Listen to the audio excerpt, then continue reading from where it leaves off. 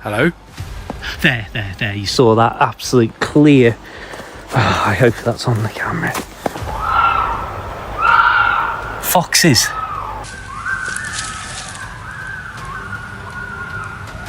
Right, that's freaked me out a little bit, so I'm just gonna go.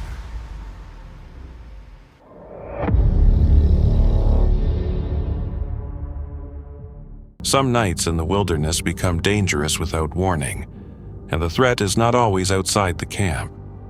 From someone repeatedly testing a van door in the darkness to a tent erupting into flames during heavy rain, how quickly can a peaceful night turn into a fight to get out safely? The footage comes from Sort of Interesting, a UK-based solo adventure channel known for observational exploration. Its videos focus on endurance tests, wild camping, and personal challenges, presenting discomfort and tension in a restrained way, without relying on exaggeration or overly dramatic storytelling. The recording was made on January 9th, 2026 in a snow-covered woodland in the UK.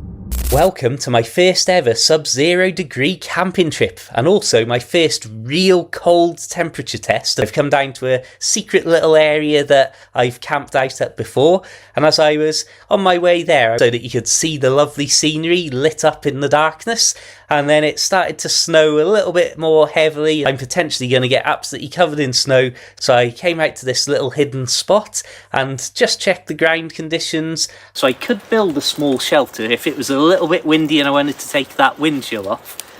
And the trouble I've got here is the tree cover is so spindly, so if somebody comes past in the small hours with a torch, they're going to see a tarp and that unnatural tall in here.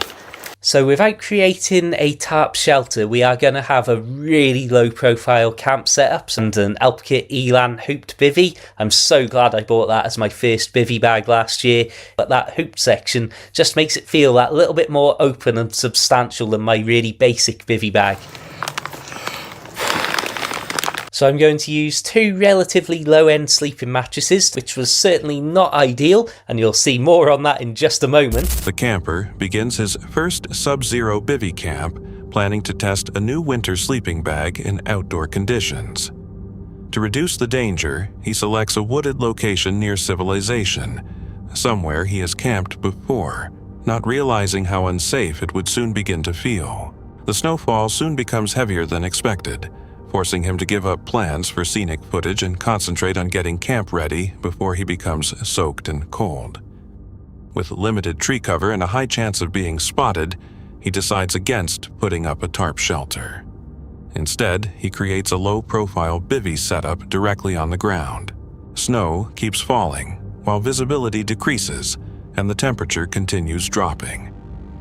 As daylight disappears, the first unsettling moment of the night arrives. This was the moment the first drama of the night happened. Somebody over there, there's somebody over there. There has been somebody walking around out there. Unfortunately, I've waited and waited, and you can see the snow started to collect, and I can't do this in total darkness, so might as well just put the light on and go for it. I don't know if anyone's out there or not. If I've been spotted, I'll keep my ear out. Obviously, I'm going to hear a lot of noise if somebody approaches the camp tonight. While positioning his sleeping mats, the camper suddenly pauses after hearing movement nearby in the woodland. Unable to tell whether the sound comes from an animal or a person, he stays completely motionless and listens quietly. Snow continues building up on his bivvy and gear while he waits, unable to safely continue preparing the camp. Drama happened when I knew that I'd seen a light. I've got absolute footprints leading right towards me. There, you saw that absolute clear. Oh, I hope that's on the camera. Every now and then they just catch directly towards me. Luckily, the lights didn't get that close to me. When the snowfall eventually becomes lighter, he notices something disturbing. Distinct footprints in the snow heading directly toward his campsite. At the same time, distant lights appear intermittently shining toward his position before moving away once more. Realizing that his own trail is clearly visible, he changes to a weaker light and remains still for extended periods, becoming increasingly cold while waiting for the lights to disappear. What was that? It's not very far away, and that I do not like.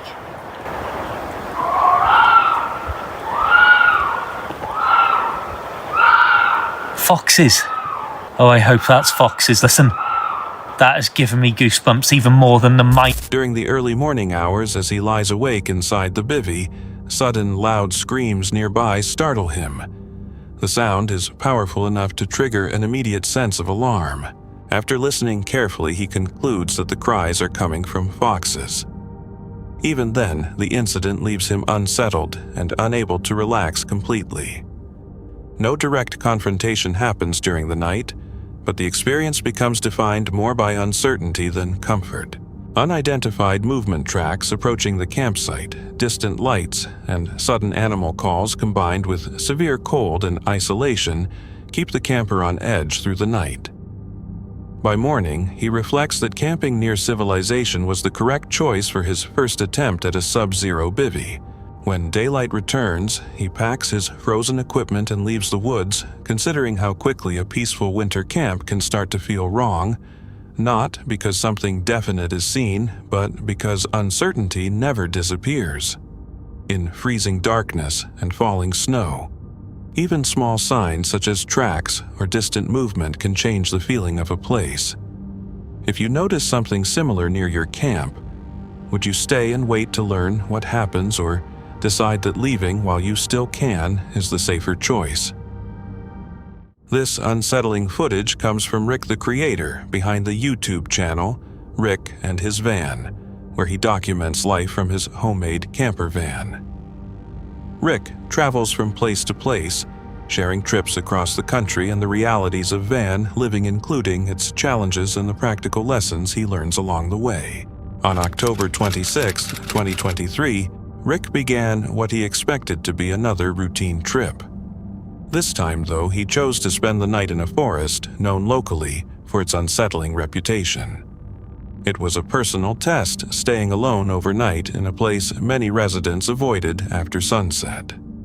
What began as a peaceful and uneventful stop soon became one of the most frightening experiences Rick had ever faced. This is the Common.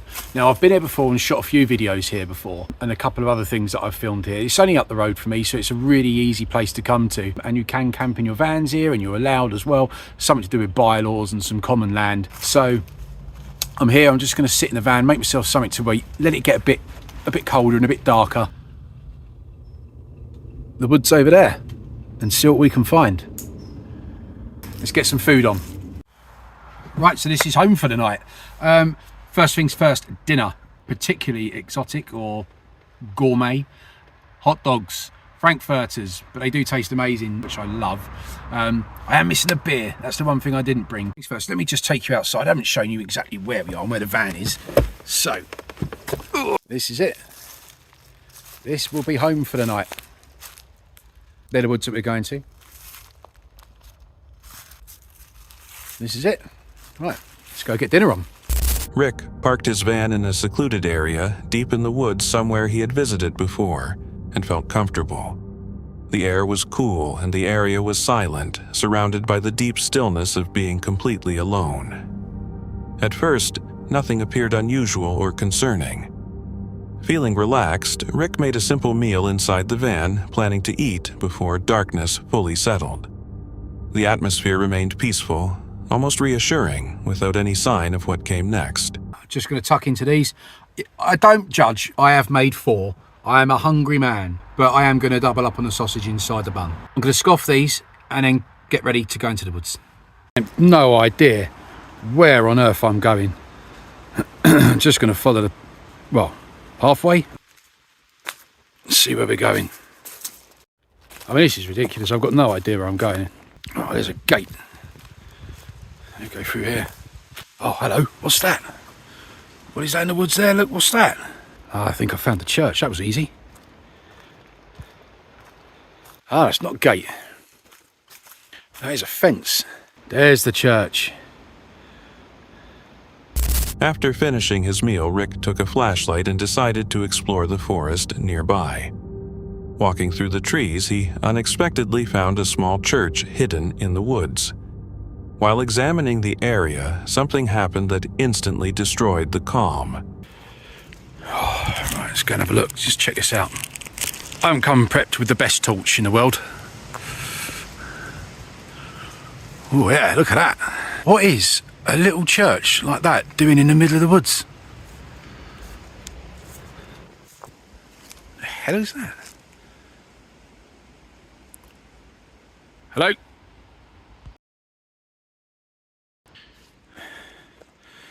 Hang on. Did you see that? Or was that just me? There's my gimbal. I left my gimbal there. Swear. This me. Oh, there was someone standing there. There was someone standing right here. I swear to God, there was someone standing right here by my gimbal. Right. Right, that's freaked me out a little bit, so I'm just gonna go.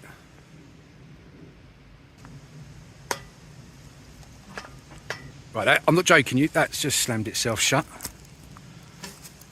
I can't look it, I'm looking at. There's my gimbal. Oh, drop my phone. Getting out of here. I did not like that noise. Right, where am I going? I can't even see where I'm going. Right, that was weird. Rick noticed a person dressed entirely in black, standing motionless in the darkness, like a statue. He quickly aimed the flashlight toward the person, but instantly the figure was gone. There were no footsteps and no noise, only vacant space where someone had been standing seconds before. Fear set in as Rick tried to understand what he had seen. He felt certain that somebody had been there, but the speed with which the person disappeared seemed impossible to explain. Trying to steady himself, Rick tried to dismiss the sighting as his imagination. Moments later, however, a loud metallic bang echoed through the woods. He checked a nearby gate, thinking it caused the sound, yet his discomfort continued growing. Disturbed, Rick returned to his van and prepared to sleep, telling himself the strange incident was over. Just as he started falling asleep, something suddenly woke him. At around 1 a.m. Right, it is, what is it? 1 o'clock in the morning. I just got woken up by someone trying the van door handles.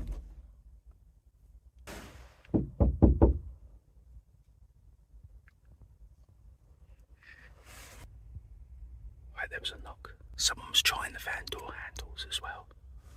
I'm going to turn the lights out. Someone was trying the van door handles.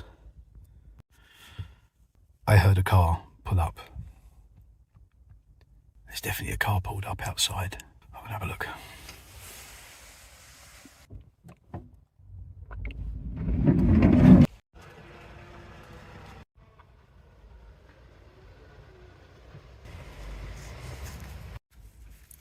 Well, that was weird. I opened the van doors and then within a minute there was a car reversing up and it's just driven off. I don't know who they were, but we're all locked up, so we're safe. They can't get in, hence why they were knocking. So, I'm going to roll over and I'm going to try and get back to sleep. Try again. All right. Someone began tugging at the van's door handles. Before Rick could react, loud knocking came from directly outside the vehicle. The intention seemed clear. Someone was deliberately checking the doors. When Rick carefully opened the door, events became even more confusing. A vehicle immediately reversed and drove away, disappearing into the dark forest. The timing appeared deliberate, as though whoever was nearby did not want Rick to see them. Still attempting to remain calm, Rick considered that it could have been someone who was lost or merely traveling through the area. He secured the doors and lay down again, hoping the interruption had finally ended. It had not. Rick woke once more to sharp, deliberate knocks carrying through the silent woods. Not long afterward, the same vehicle came back. This time, the knocking was slow, heavy, and intentional, making it feel far less random than before. Can't believe this. Let me turn the lights on. I've heard that car come back. And it's what? 2:45 now. That van's come back. Well, that car's come back. That 4x4 vehicle. I can't hear anyone. I can't hear anyone talking outside. There we go. There we go.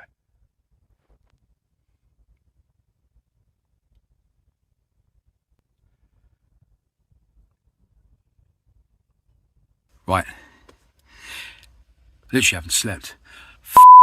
This. I am going home. They've driven off again. I didn't even look out. I just peered through my curtains that I've got up, and it's driven off again. I don't know if this is anywhere I shouldn't be parked, but I'm going. I'm not staying here anymore. Rick stayed completely motionless, breathing quietly and relying on his instincts. After several stressful minutes, the vehicle backed away again and disappeared into the darkness. The vehicle was gone, but the feeling of unease remained. The repeated returns, together with the earlier appearance of the silent person dressed in black, made everything seem deliberate. The figure's sudden disappearance had already felt unnatural and difficult to understand, while the continued knocking now suggested a threat more serious than Rick had first imagined. A disturbing possibility entered his mind. Had he opened the door, things might have ended very differently. The forest was isolated, and any help would have taken time to reach him. With adrenaline building, Rick made his decision. He quietly started the van and drove out the headlights, lighting the trees as he left the forest behind. What was supposed to be a peaceful night surrounded by nature turned into an unsettling mystery without a clear explanation. Who had been watching Rick, who repeatedly came back to the van? And what could have happened if he had opened the door? The answers remain unknown. But Rick followed his instincts, and that choice may have protected him from something much more dangerous. If someone tried your door in the middle of the night, would you stay silent and wait or leave before the situation became worse? Paranormal Discovery is a YouTube channel where Lomar explores allegedly haunted places and searches for cryptids throughout Canada. One isolated area of Crown Land in Nova Scotia, a location he calls the Deadlands, had already affected him deeply. During an earlier trip, something entered his campsite while he slept and snapped the tent poles completely apart. He decided he would never return. Then came a dream in which a figure stood in front of him and repeated the same two words until he woke, sweating go back. On March 28, 2026, he packed his equipment and drove back there despite everything. While exploring part of the property he had never visited before, he discovered two large trees lying on the ground. Whoa. Bro, what the? Dude, what happened here? Okay, this could be natural, but I don't know. It looks pretty old, so it could have just tipped over. That's a hefty tree to just push over. Something did push that over. Kia, what's out here? You good? Here's another one over here. Look at this. Okay. Tree split. Looks like it was either pushed over or just the wind kind of pushed that down, but that is intense, dude. What the hell was that?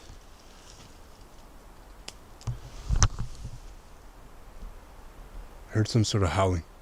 Something with significant size and strength appeared to have moved through the area and brought both of them down. He returned to the campsite as darkness arrived. That was when the noises began.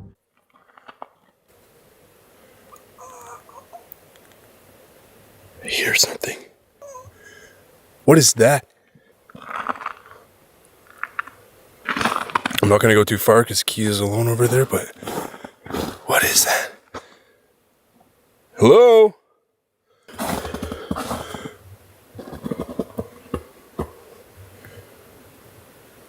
What are you?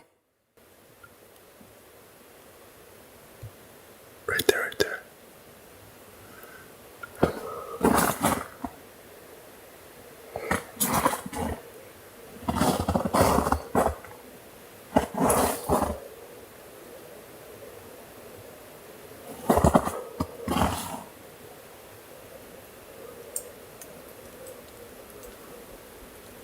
What the f... I'm getting sketched out now. I hear it faintly, like down there. What the f...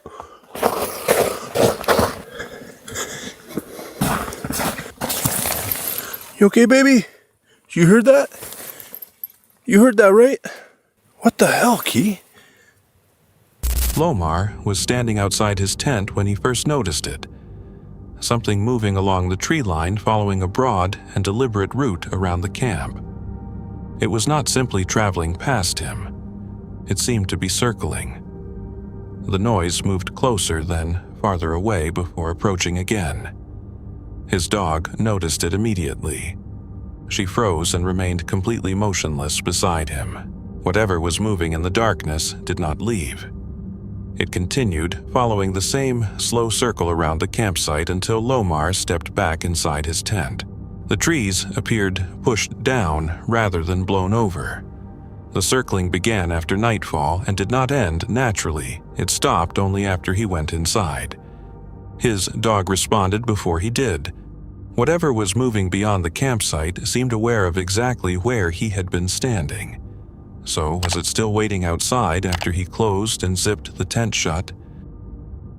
STK's Adventure is a YouTube channel centered on outdoor activities such as kayaking, fishing, hiking, and camping. On January 28, 2015, creator STK and a companion made camp together in a remote outdoor location for the night. They had a fire burning, were chatting casually, and seemed completely comfortable with the area and everything surrounding them. Then, without warning, the strange noises began. From somewhere far away, they heard a sound, something between a bark and a howl.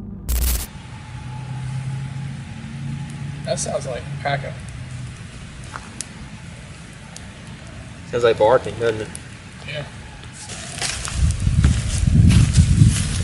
Alright, a fire will keep them away.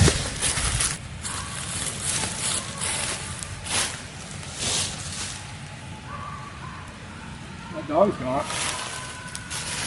It was not easy for them to identify at first, but it was unusual enough that both men noticed it and paused what they were doing. As time passed, the sounds became more distinct.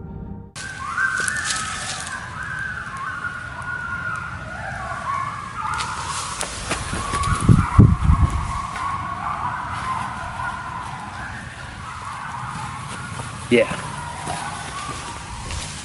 It was not just one animal, it was a pack of coyotes. The calls overlapped and answered one another, making that clear. Then the noise started changing position, coming closer and moving toward the campsite. Huh? That's a pack of coyotes. So let's just keep this fire flame going. See, they're getting closer.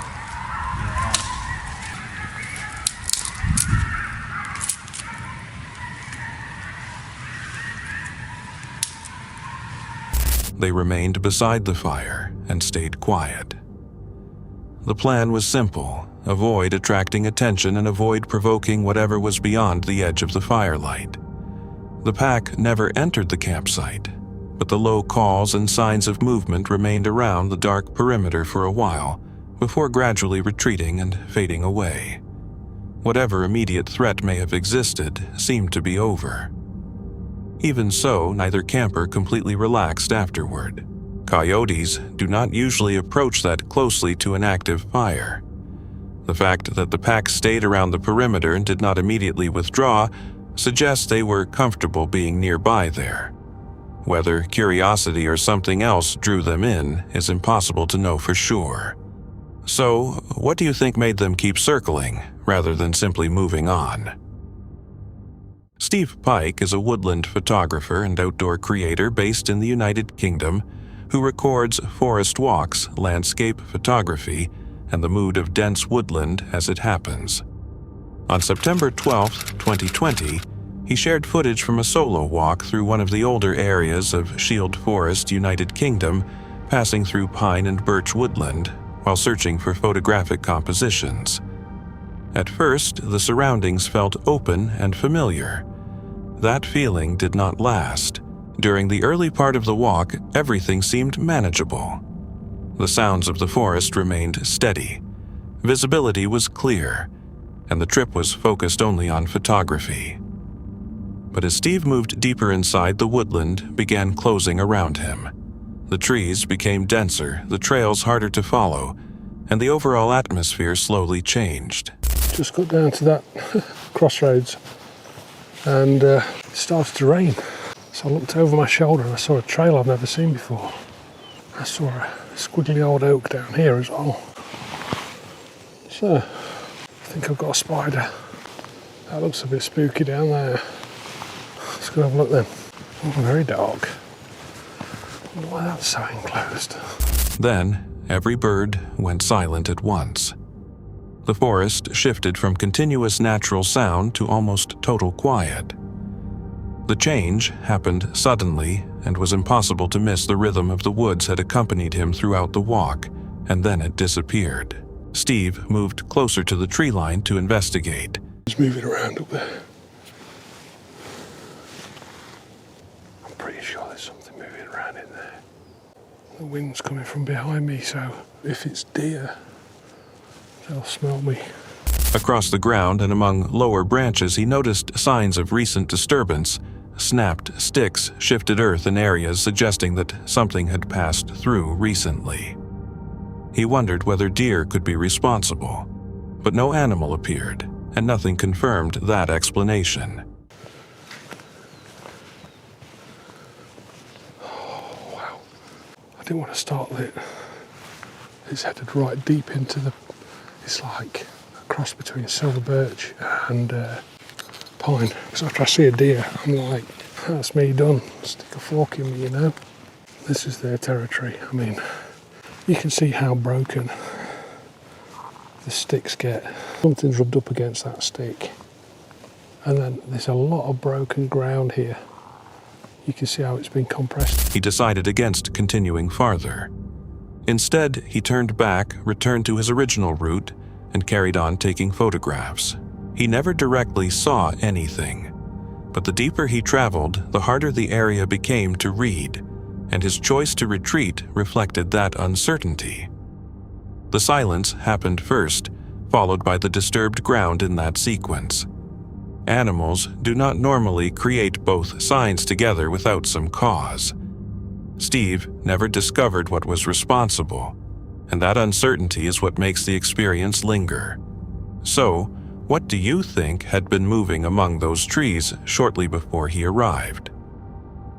On October 24th, 2025, the YouTube channel Campion, known for solo camping and wilderness survival, recorded a night in a remote forest under heavy rain.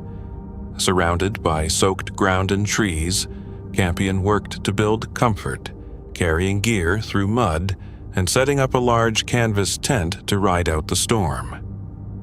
Outside, the rainfall continued. Inside, the situation seemed completely under control.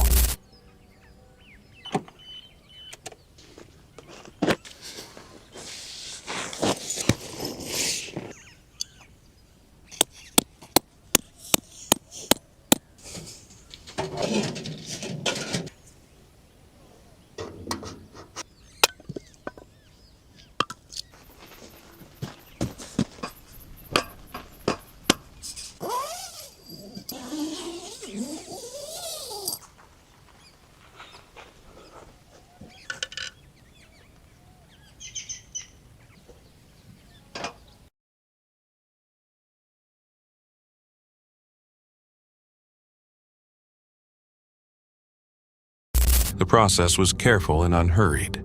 The white canvas tent came together section by section, transforming the rough clearing into a sheltered space. Inside, the mood shifted. Rugs covered the floor. Furniture was positioned, and a wood-burning stove added heat. The rain became background sound. The shelter felt safe. Then, everything changed.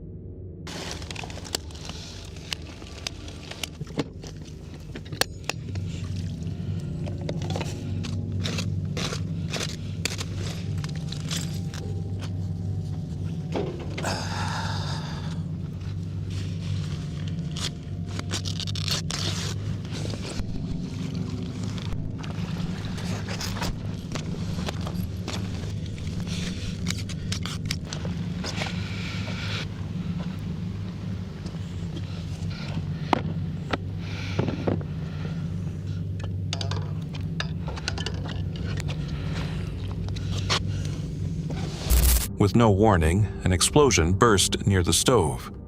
The tent dropped almost immediately while flames rushed upward, consuming fabric and equipment despite the heavy rain outside.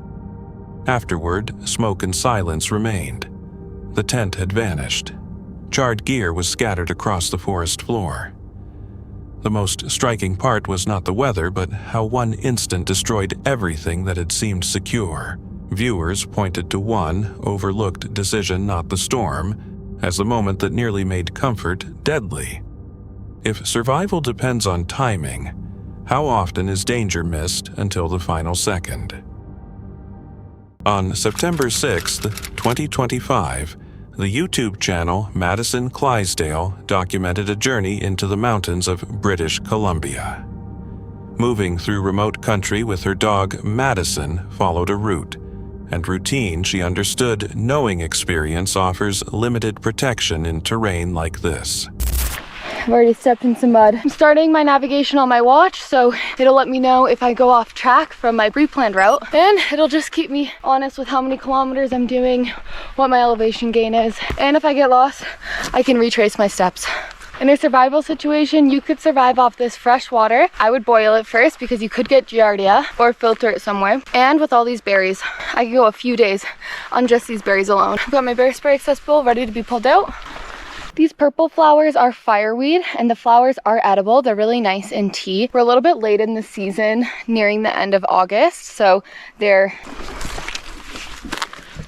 leaves kind of look like a maple leaf with some extra ridges. They look like thorns on the stems, but they're not sharp. There's been lots of streams, and I'm carrying about 2 liters for Kiro and 2 liters for myself, so I think I might dump his water. He has no problem drinking out of these streams. This feels wrong.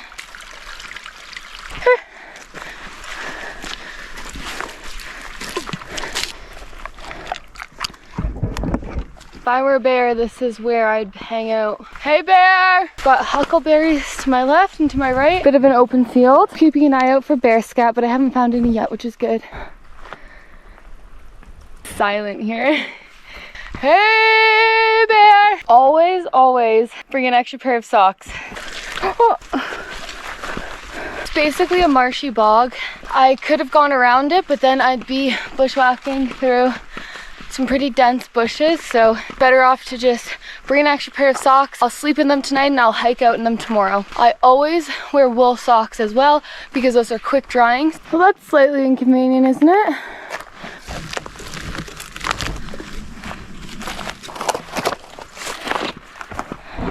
Hey bear! As the ascent went on, she remained alert. A sudden noise from dense brush interrupted the silence. In grizzly country, movement you cannot see still matters.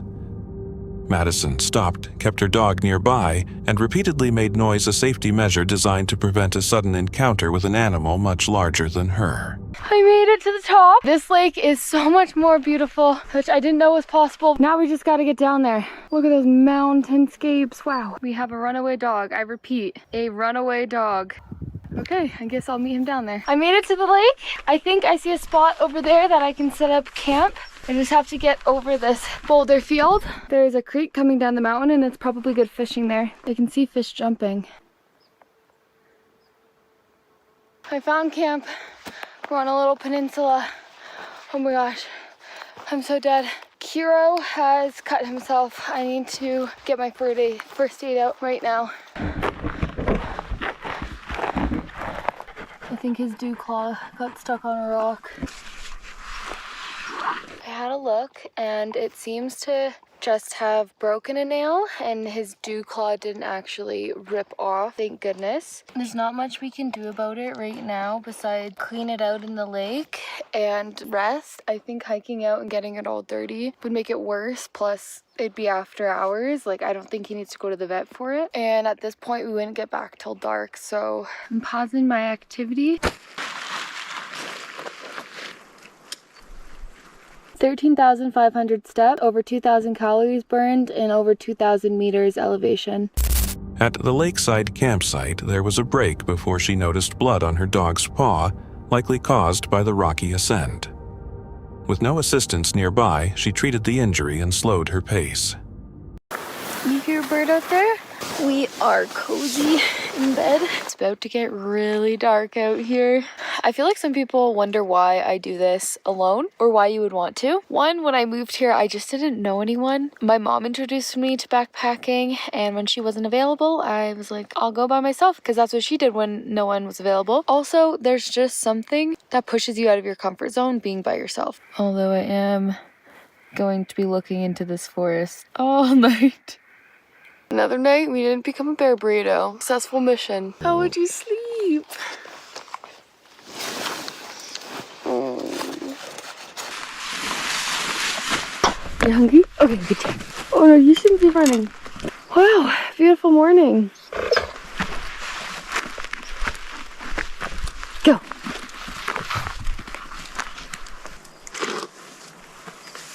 Bear bag's in great shape. It actually does look like it has some bite marks. Can you see those? Those are definitely bite marks from rodents or something, but they couldn't get into it. My energy levels are a little low. I need to eat something. After dark, the food was suspended away from camp. By morning, bite marks and torn fabric revealed that an animal had reached the bag overnight. Something had approached without ever being seen.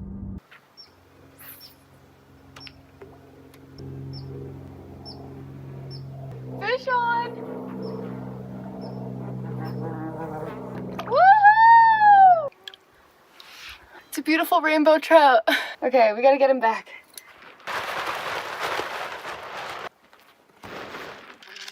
Bugs are getting bad again. Don't forget to resume your activity. Make sure we didn't leave anything behind. When I don't backpack for a while, I get bruises on my hips. I'm gonna have the backpack put on properly, but does anyone else get that? Can you get over that stick? Why is your toenail bleeding like that? It was healed. What happened? My gosh.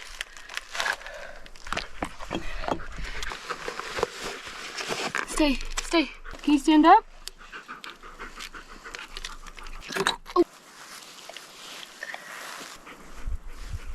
This is Leuco tape, and I'm going to put this over the gauze to try and get it to stay.